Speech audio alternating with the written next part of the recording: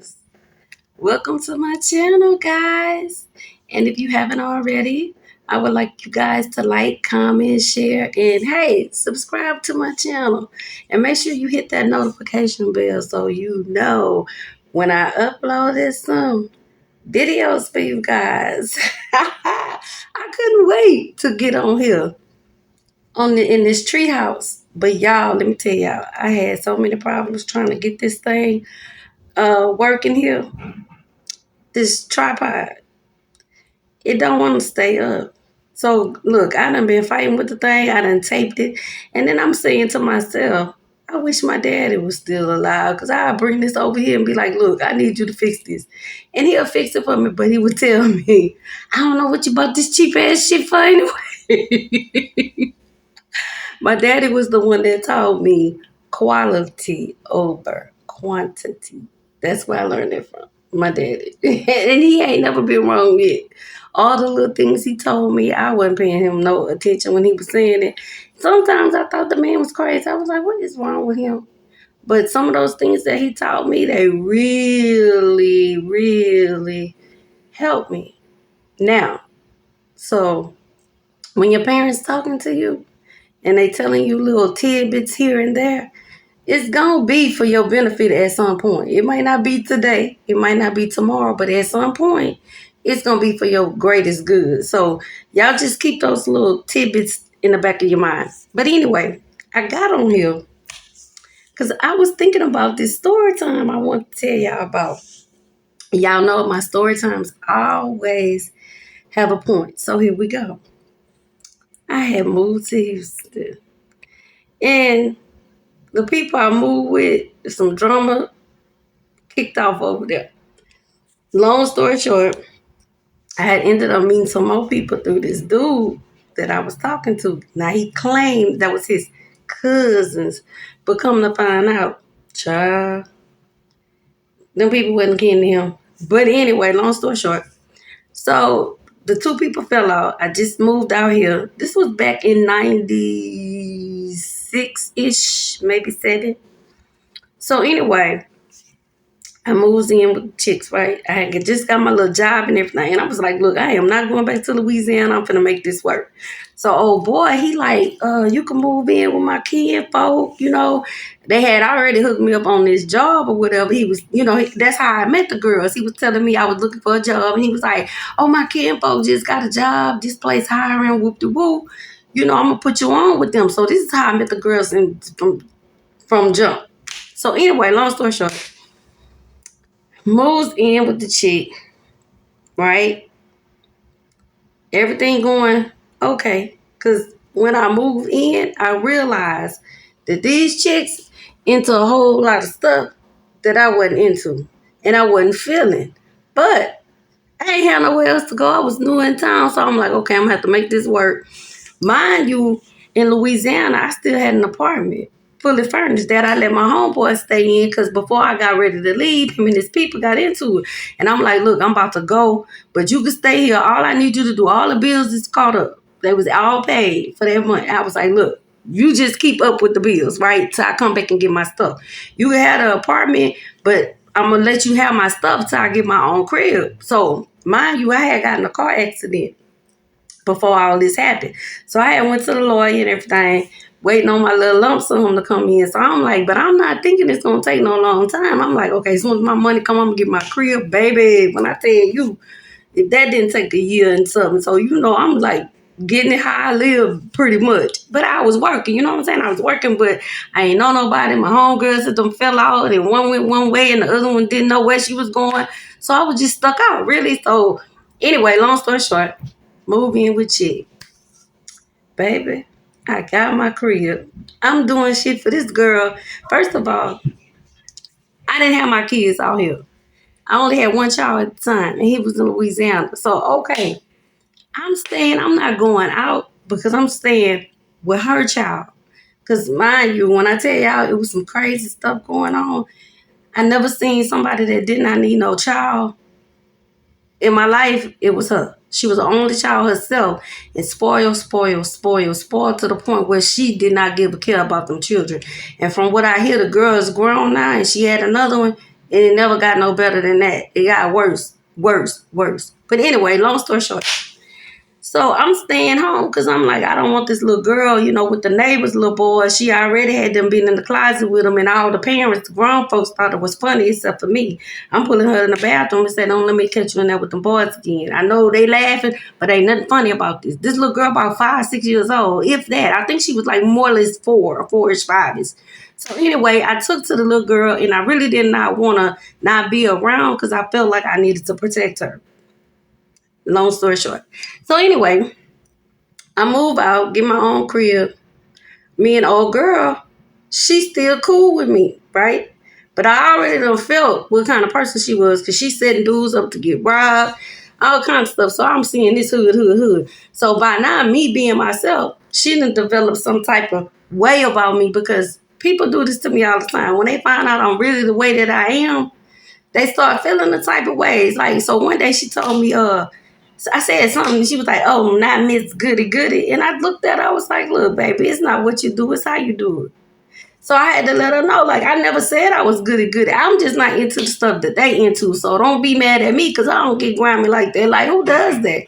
If that's your choice, then be grimy. But I don't rock like that. So you do you. I'm not judging you. I'm just not down with it. So by the end, she thinking, oh, she thinks she all that, like the rest of the people always do. But anyway, so, honey, I'm letting a woman use my car. Now, my friend from college had told me, she was like, look, you need to stop letting her use your car. These people out here is grimy. She'll be done made a copy of your house key and broke in your house. I'm like, but I'm feeling some type of way because the woman let me stay with her. You know what I'm saying? And I'm like, I can't just, like, be like that. Like, then it really feel like I think I'm better than her. Like, oh, you don't need me now, so whoop-de-whoop. So, anyway, and I ain't really mind because I'm at work. Baby, why she robbed me? Yes. And I promise you, there was one person that she knew when I saw her. That's all I'm going to say, because people get tripping and reporting and stuff. And I was like, before I close my eyes for good, I'm going to see her.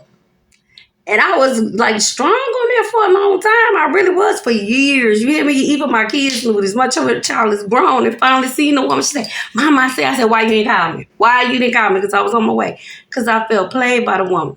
I done finally let it go. But here's the point in the story. Sometimes we can inconvenience ourselves for people that we know we don't have no business being around. Now, I knew in the back of my mind, she was like, had a little sketchy character. You see what I'm saying? So sometimes when we're dealing with people with sketchy characters, we don't keep this in our mind. Just like they do dirt to other people. If they real grimy, they don't have no cut for you either. So if you hanging with them and they doing other things to people that's not so nice, don't be surprised when that same person is doing not so nice things to you. Now, I knew she was a setup queen. So why would I not think that she would break in my house? But let me tell you how God worked. The next day, I knew who did it. Somebody knew who did it. Came by my house because she had met me. And she was like, I don't like that. You good to people. You're a good person. It was in a letter. She wrote a letter, put it on my car. It was anonymous. In a plastic bag because it was raining that day. And it was on my windshield wiper. And told me who stole my stuff and where it was. And I be damn, I went to the pawn shop. It was there. Pawn shop guy tried to get me to pay for my stuff. I told him, are you crazy?